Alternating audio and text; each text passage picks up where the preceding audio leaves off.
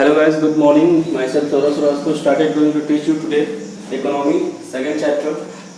Economy एक chapter पढ़ाने के बाद इट मीन सेकंड चैप्टर पढ़ाने के बाद मैं हिस्ट्री पे आ जाऊंगा और हिस्ट्री को कम से कम 2 चैप्टर मैं कंप्लीट करूंगा, उसके बाद किसी और सेक्शन पे मैं आऊंगा। तो चलिए शुरू करते हैं।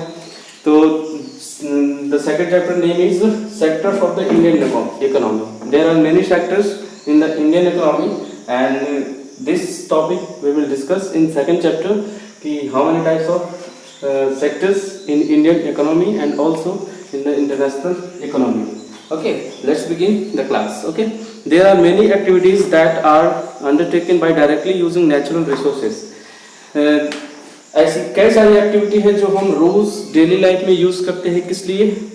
अपने काम को या अपने नीड को कंप्लीट करने के लिए। वो कहीं ना कहीं डायरेक्टली नेचर से हमें डायरेक्ट प्रोवाइड होता है, इसलिए हम कह सकते हैं कि ऐसी कई सारी एक्टिविटी है जिसे हम नेचुरल रिसोर्सेज को यूज करने के लिए करते हैं।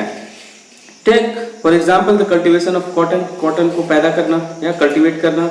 It takes place with in a crop season, ठीक है, इसे पैदा होने में एक क्रॉप सीजन का समय लगता है। It takes place with in a crop season. Okay, for the growth of the cotton plant we depend mainly but not entirely, ठीक है। क्रॉप प्रोडक्शन के लिए हम डिपेंडेंट तो हैं किस पे? क्रॉप कॉटन की क्रॉप पे, लेकिन पूरी तरह से है ये भी, मतलब डायरेक्ट कॉटन से कॉटन के कपड़े नहीं बनाए जा सकते।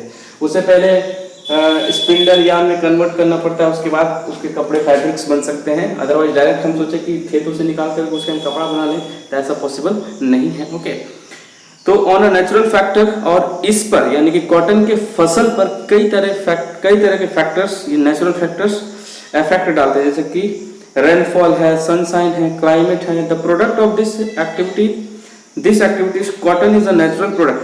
तो इस एक्टिविटी से हमें पता चला कि मतलब कि जिस फसल पे रेनफॉल का इफेक्ट पड़ रहा है या फिर सनशाइन का इफेक्ट पड़ रहा है, इट मींस कि cotton is a natural product. हम कह सकते हैं कि कॉटन क्या है? एक नेचुरल प्रोडक्ट है।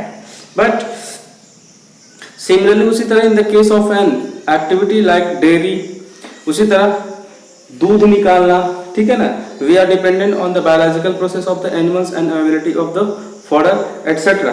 तो हम किस पे डिपेंडेंट है? एनिमल्स पे डिपेंडेंट है। एनिमल्स हमें दूध देंगे। Okay, the product here milk also is a natural product, but milk is also called a natural product, ठीक है। When we product a good or exploiting natural resources it may activity the primary sector. मतलब देखिए, पहले sector का नाम सामने आ गया, primary sector. पहले सेक्टर का नाम सामने क्या आ गया? Primary sector. तो प्राइमरी सेक्टर में वो सारे फसल क्रॉप्स आ जाएंगे जिसका हम प्रोडक्शन करते हैं, ठीक है। वो सारे क्या करेंगे? जैसे कि वीट हो गया, राइस हो गया, ठीक है, या पोमोग्रेनेट हो गया, एप्पल हो गया, या फिर हम कह सकते हैं ऑरेंज हो गया। जो चीजें खेत में पैदा की जाती है वो क्या कहलाएंगी? हमारी प्राइमरी सेक्टर के अंडर आएंगी। दूध भी हमारा प्राइमरी सेक्टर के अंदर आएगा, क्योंकि दूध को हम बनाते नहीं है बल्कि नेचुरल प्रोसेस से वो हमें मिलता है। तो जितनी चीजें हमें नेचर प्रोवाइड करती है, प्रकृति हमें प्रोवाइड करती है, वो सारे किस सेक्टर के अंदर आएंगे? प्राइमरी सेक्टर के अंदर आएंगे। तो आई होप आपको बातें समझ में आ जाएंगी। प्राइमरी सेक्टर के अंदर सारी नेचुरल रिसोर्सेज आएंगे। ओके, तो why primary? This is because it forms of the base of for all other product that we subsequently make, since most of the natural product we get are from agriculture, dairy, fishing, forestry. This sector is also called the agriculture or related sector, ठीक है ना। मतलब primary sector से wheat मिलेगा तभी हम Maggi बना सकते हैं, वीट मिलेगा तभी हम आटा बना सकते हैं, ठीक है, या फिर दूध मिलेगा तभी हम पनीर बना सकते हैं, आइसक्रीम बना सकते हैं। इट मीन्स कि जो चीजें लेवल 1 पे हमें जरूरत पड़ती है किसी दूसरे चीज को बनाने के लिए, जो चीज हमें लेवल 1 पे जरूरत पड़ती है किसी दूसरी चीज को बनाने के लिए, उसे हम क्या कहते हैं? प्राइमरी सेक्टर कहते हैं, या दूसरे वर्ड्स में हम इसे कह सकते हैं क्या? एग्रीकल्चर। एग्रीकल्चर और रिलेटेड सेक्टर, ओके। तो इसका हम 3 नाम जान लेंगे। एक तो प्राइमरी सेक्टर जिसे हम नेचुरल सेक्टर भी बोल सकते हैं, दूसरा एग्रीकल्चर या उससे रिलेटेड सेक्टर। ओके, यहाँ पे और होगा एग्रीकल्चर और related sector. Let us begin second topic.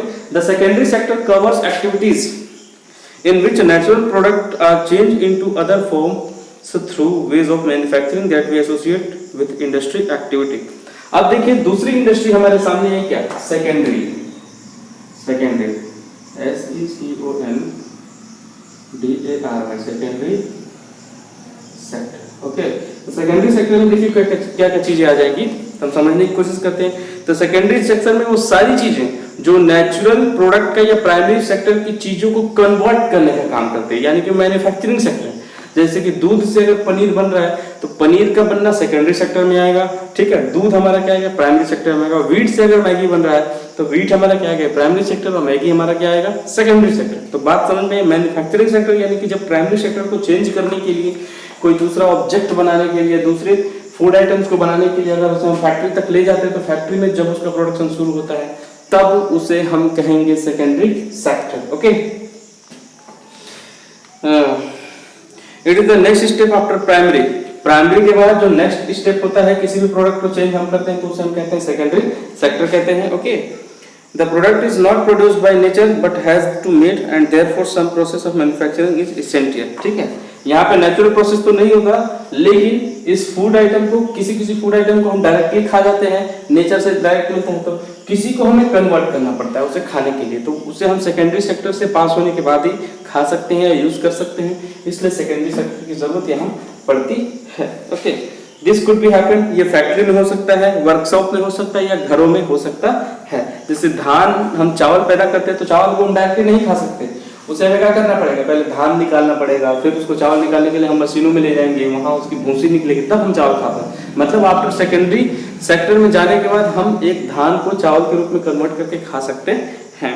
Okay, for example using cotton fibre from the plant से कॉटन फाइबर निकाल के हम डायरेक्ट कपड़े नहीं बना सकते, सबसे पहले उसको यार्न में कन्वर्ट करेंगे, उसके बाद उसके कपड़े बनाएंगे। यूजिंग शुगर केन यानी कि शुगर केन का यूज करके डायरेक्ट हम चीनी नहीं बनाते, पर सबसे पहले शुगर केन हमारे लिए क्या है, शुगर केन चीनी की मिलों के लिए एक रॉ मटेरियल का काम करता है।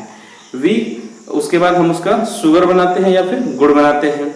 We convert earth into bricks and use bricks to make houses and buildings. ठीक है, सिंपल सी बात आप समझ सकते हैं कि हम ईंटें बनाते हैं तो ईंट किससे बनती है, अर्थ के मिट्टियों से बनती है। ठीक है, तो अर्थ की मिट्टी क्या है, प्राइमरी सेक्टर, उसे हमने क्या किया, ईंट के सांचे में डाला, शेप में डाला, कन्वर्ट किया, फिर पकाया, तो वो क्या हो गया, सेकेंडरी सेक्टर।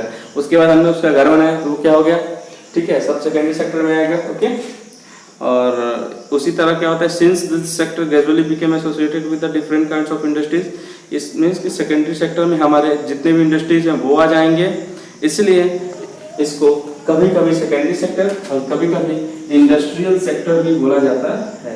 इंडस्ट्रियल सेक्टर भी बोला जाता है। आई होप आपको चीजें समझ में आ रही होंगी। ओके, अब तीसरा सेक्टर है जिसे हम लास्ट सेक्टर कहते हैं, territory sector. Okay, after primary and secondary sector, primary और सेकेंडरी सेक्टर में सामान रेडी होने के बाद उसे मार्केट में भी तो सेल करना है, तो सेल कौन करेगा, जो मार्केटिंग में जॉब करते हैं, जो दुकान वाले हैं वो सेल करेंगे। तो after primary and secondary, primary और सेकेंडरी सेक्टर के बाद जो तीसरे टाइप की सेक्टर है उसे हम टेरिटरी सेक्टर कहते हैं। ठीक है ना, टेरिटरी सेक्टर, TERITORY,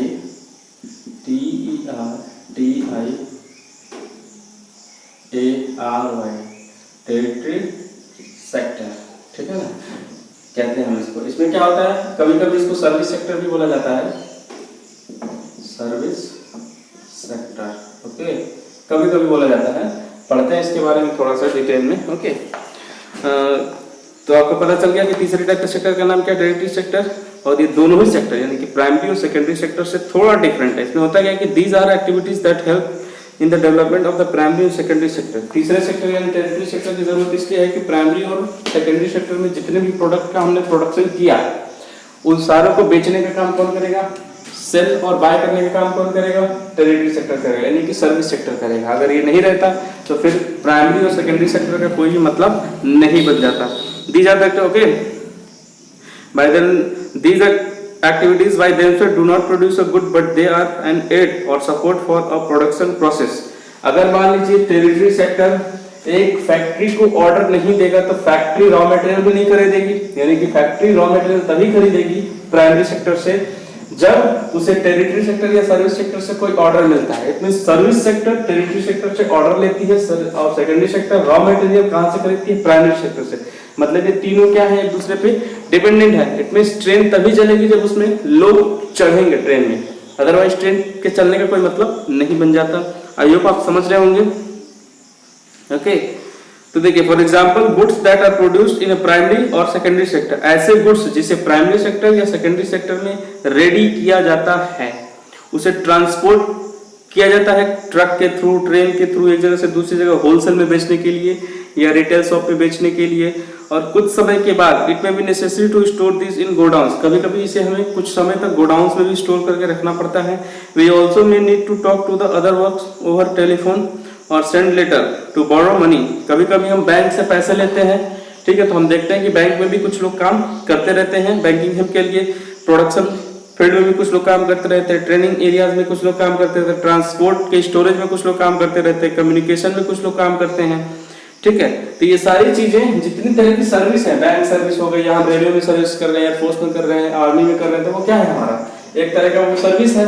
इसमें ना तो किसी चीज को हम बाय कर रहे हैं ना तो किसी चीज को बेच रहे हैं, मतलब बाय कर रहे हैं ना तो किसी चीज को सेल कर रहे हैं, बस क्या कर रहे हैं, काम इधर से उधर कर रहे हैं। मतलब अगर किसी को एक मार्केटिंग का जॉब मिल गया तो वो ना तो प्रोडक्ट सेल करेगा ना तो बाय करेगा, बल्कि वो मीडिएटर का काम करेगा, ठीक है, कंपनी को ऑर्डर्स दिलाकर। इसलिए तीसरे सेक्टर को हम क्या बोलते हैं, टेरिटरी सेक्टर बोलते हैं। आई होप आपको चीजें समझ में आई होंगी।